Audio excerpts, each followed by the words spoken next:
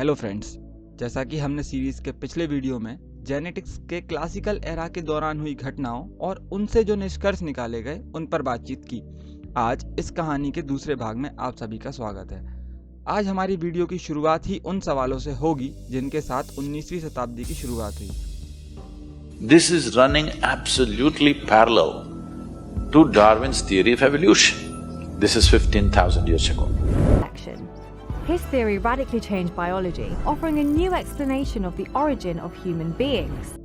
अब तक वैज्ञानिकों की बहुत कोशिशों के बाद भी आनुवंशिकी पर कोई भी थ्योरी पूरी तरीके से इसे समझाने में विफल रही थी। आज इस वीडियो में हम उन रिसर्च के बारे में बात करेंगे जिन्होंने 19वीं शताब्दी में जेनेटिक्स को एक नई रूपरेखा दी और ह्यूमन जीनोम प्रोजेक्ट की ओर एक और कदम बढ़ाया। नमस्कार, मेरा नाम अनुज और आप देख रहे हैं साइंस क्लासिक्स। तो चलिए शुरू करते हैं। 1800 की शुरुआत में ही विलियम पाले की किताब नेचुरल थियोलॉजी और evidences of existence and attribution of deity में बहुत विस्तृत करते हुए उन्होंने आनुवंशिकी को समझाने की कोशिश की। यह किताब 1802 में प्रकाशित की गई। इस किताब के माध्यम से उन्होंने कहा कि ईश्वर के बनाए गए जीवों ने प्रकृति के जटिल वातावरण में खुद को ढालने की जुगत में खुद में कुछ बदलाव किए और इसी कारण से हमें जीवों में अंतर दिखाई देता है। पहली थ्योरी जिसने साइंटिस्ट कम्युनिटी के बीच खुद को स्थापित किया उसे लेमार्क ने अपनी ट्रांसम्यूटेशन ऑफ स्पीसीज में बताया है। यह किताब 1809 में प्रकाशित हुई थी और इसने खूब सुर्खियां भी बटोरी। यह किताब अचानक से जीवों के उत्पत्ति पर जोर देती थी और जीवों के लगातार बेहतर बनने की जुगत में हुए बदलाव को भिन्नता का कारण मानती थी। लेमार्क ने किताब के माध्यम से कहना चाहा कि जीव अपने जीवन काल में अंगों के उपयोग से जो प्राप्त करता है उसे ही वह आनुवंशिकी के तौर पर अपने आने वाली संतानों तक पहुंचा पाता है। इसी आइडिया को लेमार्किज्म के नाम से भी जाना जाता है। जैसा कि हम पिछले वीडियो में डिस्कस कर चुके हैं कि इस आइडिया के लेमार्क अकेले समर्थक नहीं थे, बल्कि यह आइडिया बहुत सारे फिलोसोफर्स के एक्सपेरिमेंट की नींव रह चुका था और चार्ल्स डार्विन भी शुरुआती दिनों में इसी थ्योरी का समर्थन करते थे। जैसा कि डार्विन ने अपनी किताब ऑन द ओरिजिन में बताया है कि उस समय सारे वैज्ञानिकों का यही मानना था कि प्रजातियों में कोई भी बदलाव नहीं होता, उन्हें ईश्वर द्वारा ऐसे ही बनाया गया है। डार्विन के हिसाब से लेमार्क ऐसे पहले व्यक्ति थे जिनका मानना था कि प्रजातियों में बदलाव होता है और उनके इस आइडिया की खूब सराहना भी हुई। दूसरी तरफ लेमार्क ने 1809 और 1815 में अपनी किताबों से इस आइडिया को स्थापित भी कर दिया था कि प्रजातियों का जन्म दूसरी प्रजातियों से ही हुआ है। इसके बाद 1843-44 में प्रोफेसर हाल्डमन ने बॉस्टन यूनिवर्सिटी में एक किताब प्रकाशित की जिसमें उन्होंने दोनों तरफ के पक्षों से किए जाने वाले दावों को प्रस्तुत किया, पर उनका मत भी परिवर्तन की तरफ झुका हुआ था। 1844 के दौरान ही एक किताब जो किसी अननोन राइटर के द्वारा प्रकाशित की गई थी, वेस्टिजेस ऑफ क्रिएशन आई, जिसने खूब सुर्खियां बटोरी। हालांकि इसमें दिए गए तर्कों से बहुत सारे नेचुरलिस्ट और फिलोसोफर्स सहमति नहीं रखते थे, फिर भी यह किताब चल निकली। इस किताब में लेखक दो इम्पल्स के बारे में बात करते हैं जिसके प्रभाव से पृथ्वी की उत्पत्ति और जीवों की संरचना हुई। पहले इम्पल्स से वो सारी डाइवर्सिटी की संरचना की बात करते हैं, जिसके बाद थोड़े बदलाव प्रकृति के एनवायरनमेंट की वजह से हुए। राइटर कुछ अनदेखी ताकतों के बारे में भी बात करते हैं जो जीवों को चलाती हैं। इनका कहना था कि प्रजातियों में बदलाव नहीं हो सकता और इन्हें ऐसा का ऐसा भगवान के द्वारा ही बनाया गया है। वहीं दूसरे वैज्ञानिकों का तर्क था कि किसी की सोच में मानी गई दो इम्पल्स जिनके प्रमाण भी उपलब्ध नहीं हैं, वो इस विशाल प्रकृति की संरचना कैसे कर सकते हैं। हालांकि इनको तर्कों के बाद भी किताब को खूब सराहना मिली क्योंकि इस किताब ने सदी की सभ्यताओं के मन में आनुवंशिकी को लेकर एक रुचि बढ़ा दी थी।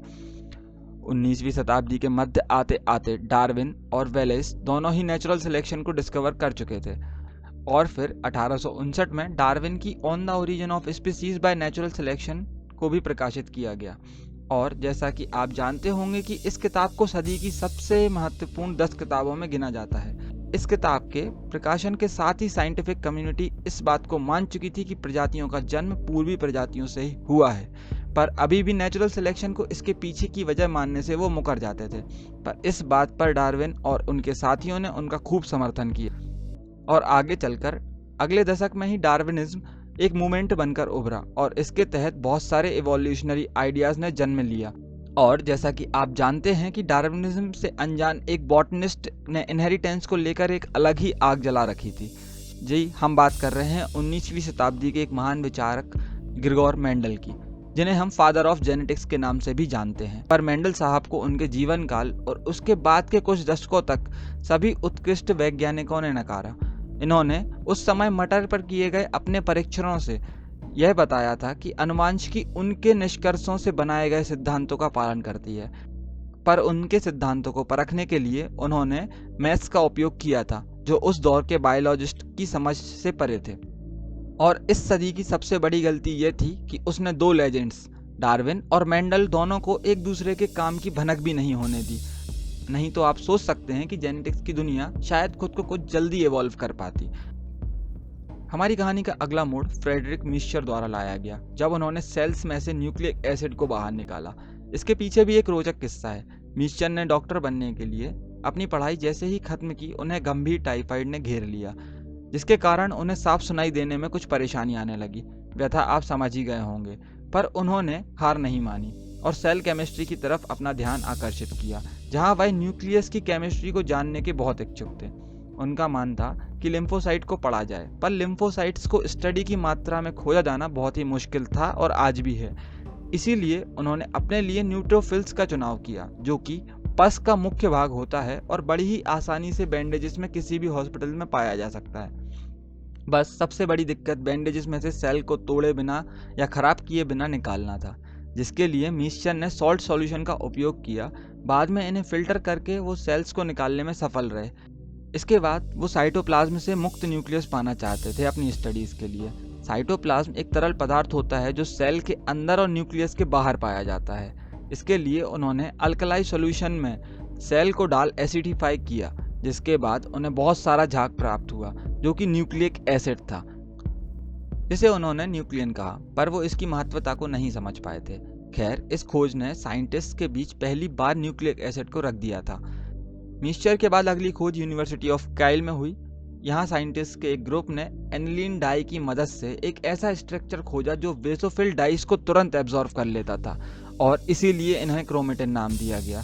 इन्होंने इस बात का भी पता लगाया था कि क्रोमेटिन न्यूक्लियस के अंदर पाए जाने वाले एक धागानुमा चीज से मेल खाता है, जिसे क्रोमोसोम्स कलर्ड बॉडीज नाम दिया गया, जर्मन वोन हर्ट्स ने। इसके अगले ही साल एडवर्ड वोन बेनेडन ने अकेले खोज करते हुए क्रोमोसोम्स को ढूंढ लिया था, जिसके बाद फ्लेमिंग के साथ मिलकर 1875-76 में दोनों ने सेंट्रोमियर की खोज की, जो क्रोमोसोम्स को बांध कर रखते हैं। फ्लेमिंग्स ने इसके बाद अपना ध्यान सेल के विभाजन को पढ़ने में लगाया। वो यह पता लगाना चाहते थे कि कैसे क्रोमोसोम्स अपनी आने वाली न्यूक्लियस में विभाजित होकर पहुंचता है, और इस प्रोसेस को उन्होंने माइटोसिस का नाम दिया। ग्रीक भाषा में माइटोसिस का मतलब धागा होता है। हालांकि वो ये चेक नहीं कर पाए थे कि यह क्रोमोसोम्स क्या आधे आधे होकर विभाजित होते हैं, पर इस नतीजे पर जरूर पहुंच गए थे कि न्यूक्लियस का जन्म पुराने ही किसी न्यूक्लियस से हुआ है। और उन्होंने वर्चाओ के लोकप्रिय कथन ओमनिस सेल्यूला और सेल्यूला, जिसका मतलब सेल्स का जन्म पुराने ही किसी सेल्स से हुआ है, इसकी तर्ज पर अपना एक कथन प्रकाशित किया, जिसे ओमनिस न्यूक्लियस और न्यूक्लिया का नाम दिया गया। फ्लेमिंग एक साइंटिस्ट थे जिन्हें पैलेंट्रोपी के लिए जाना जाता है। वो उन गरीब बच्चों को पढ़ाया करते जो स्कूल जाना एफर्ट भी नहीं कर सकते थे। क्योंकि फ्लेमिंग मेंडल साहब को नहीं जानते थे, इसीलिए वो माइटोसिस को आनुवंशिकी से नहीं जोड़ पाए थे, और इन्हीं खोजों के साथ इस सदी का अंत हुआ। इस सदी में जन्म लेने वाले महान साइंटिस्ट को नकार कर इसमें हो पाने वाली डेवलपमेंट्स को कुछ और देर के लिए रोक दिया गया। अब हम अगले एपिसोड में आपसे मिलेंगे, जहां हम 20वीं शताब्दी की शुरुआत में मेंडल के काम की दोबारा खोज और उसके बाद आए भूचाल को जानने की कोशिश करेंगे।